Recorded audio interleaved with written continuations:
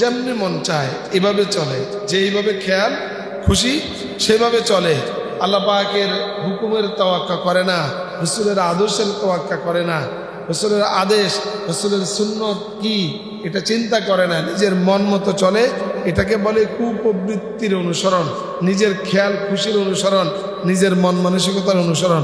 সুতরাং অচিরেই তাদের কুকর্মের শাস্তি তারা পাবে। আর তোমরা যারা ভালো মুমিন আছো তোমরা এটা দেখবে। সুবহানাল্লাহ। নামাজ ছেড়ে দেওয়ার কোনো সুযোগ নাই। আল্লাহ রাব্বুল আলামিন নামাজ ছেড়ে দেওয়ার কথা বলেন নাই, বরং নামাজ অমনোযোগী 2 ওয়াক্ত পড়ে 3 ওয়াক্ত পড়ে না।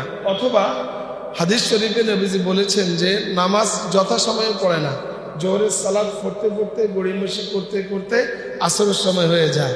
আসরের নামাজ এর আদায় করতে গিয়ে জামাতে তো আদায় করেই না, বরং নামাজ পড়তে পড়তে দেরি করতে করতে এমন পর্যায়ে যায় সূর্য ডুবো ডুবো অবস্থা হয়ে যায়। ঠিক না ঠিক? এরকম যারা নামাজের ব্যাপারে গড়িমসি করে এদের ইমানের ব্যাপারে আল্লাহ রাব্বুল আলামিন এবং তার রাসূল সুস্পষ্টভাবে কি বলেছেন, যে এরা নেফাকের ভিতরে ধাবিত হচ্ছে। নামাজ